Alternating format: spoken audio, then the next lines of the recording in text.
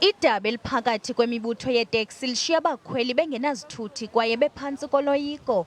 Urhulumente wephondo nokazwelonke uligxeke kabukhali olu dushe lusube imiphefumlo. Uthi baza kusebenzisa ingalo yomthetho ukuphelisa olu dushe, kungoku nje kuza kuqwalaselwa iziphakamiso zokusombulula le nyewe.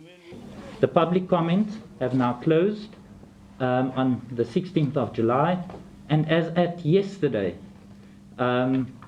I, with the National Minister, provided one last opportunity to the minibus taxi industry and the leaders of iCATA and Cadeta to come to some sort of agreement in the interest of the commuters.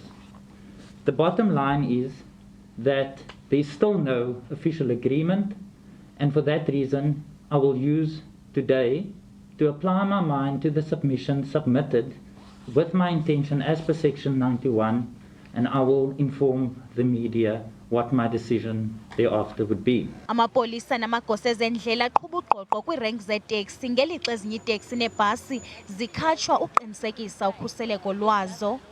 Urhulumente wephondo uzawufuneka athathe amanyathelo okubana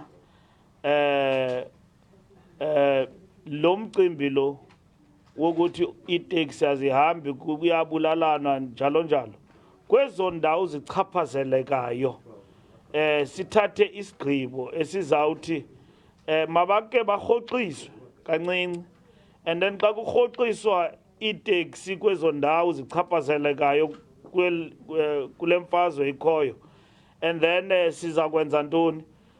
Sifake itreyini, sifake nebhasi zikwazi ukuncedisana nabantu. Kodwa siyabacela abantu bakuthi ukuthi bangangeni kwiteksi apho kuliwa khona. Urhulumente uthi kwingxoxo nePrasa kunye nenkampani yeGolden Arrow kwiinzame zokuba zinceda abakhweli abasokola ukuya emisebenzini.